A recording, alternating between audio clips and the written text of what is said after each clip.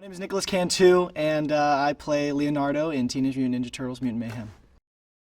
My relationship with the Ninja Turtles growing up was just seeing them on like every lunchbox and backpack as like I walked through like elementary school. But I think the only like official piece of turtle media I've ever interacted with was like a Turtles in Time arcade machine. So I played the game, and I was, with my brothers and stuff in like some retro arcade here in Pasadena or something, and that was the first time I like had experience firsthand with the Teenage Mutant Ninja Turtles. Dude, I was Leonardo.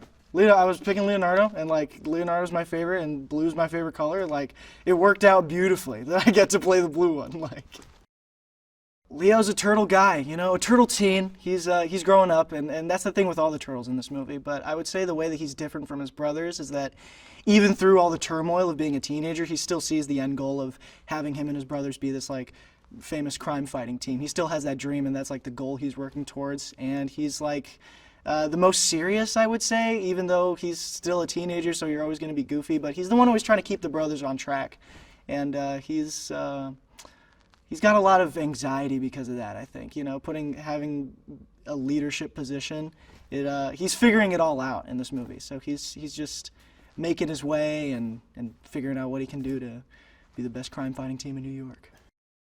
The Teenage Mutant Ninja Turtles are living in the sewer. They're shunned by humanity. Splinter is keeping them, under the ground because he doesn't want them to be exposed to the human world. But these turtles, man, they just want to know what it's like to be a kid. So they meet April, and she helps them come out of their shell, and they, find out that there's this guy Superfly, and he's being a bad dude, and they have to stop that bad dude from doing bad dude things.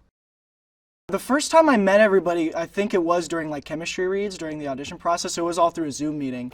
But then the first time I met them all in person, it was when we were doing ensemble records, which was like the best decision ever for this project. Like us all being in the same room lent itself to so many like good banter moments, and we were just able to play off each other. It was the best.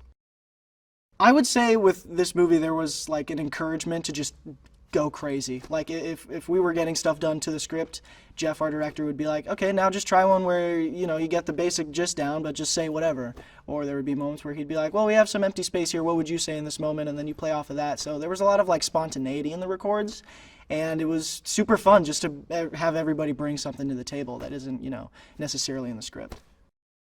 Working with Jeff was great. I mean, he's a really good director, and it was just a fun environment. I think he knew like how to tap into all of the teenage aspects because it's real teenagers playing the turtles. So it was like a very like, I guess, juvenile fun feeling in the booth every time we went in, and he really tapped into that and helped us and guided us to like be the best Ninja Turtles we can be. He's like our real life Splinter, basically.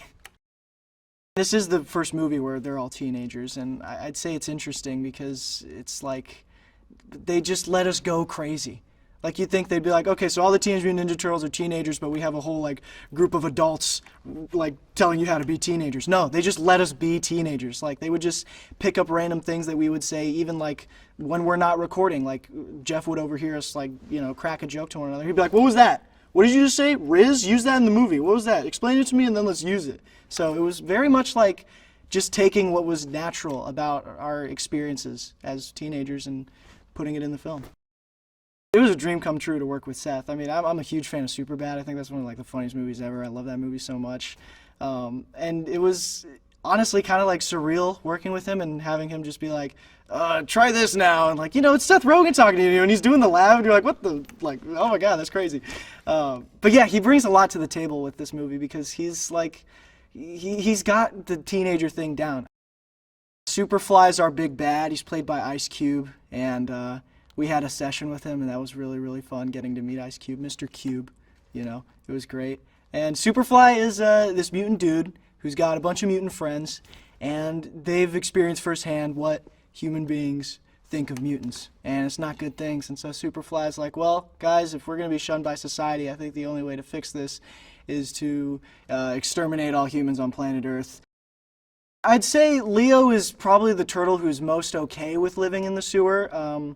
He's very much attached to his father and his teachings, and he's all about, honor and respect and all these things that Splinter's instilling into him so he can be a great leader. But then once he meets April, he realizes that he has this other desire to be a part of the human world.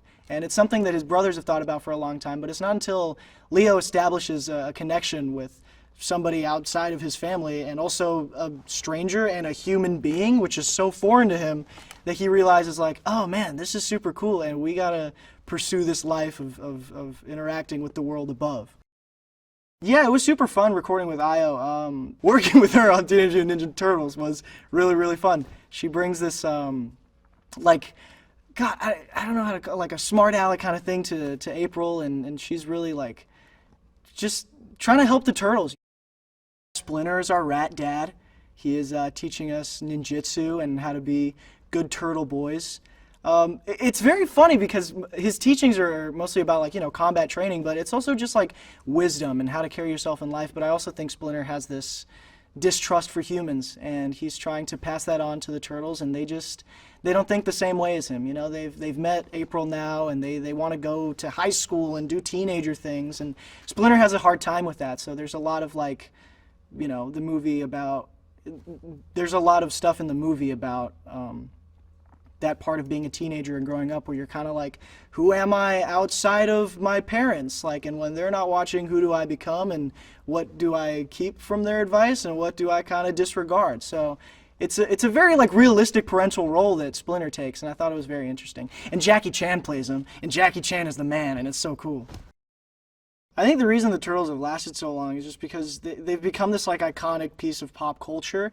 But from their origins of being this indie comic started by two guys living in the same house in like Northampton, like it's crazy how this huge franchise that has been around longer than I've been, and I've, like I said, seen lunch boxes and pajama bottoms and stuff, like that was started by just two guys who loved making comics, and you really saw that, and I think that's why it's lasted so long.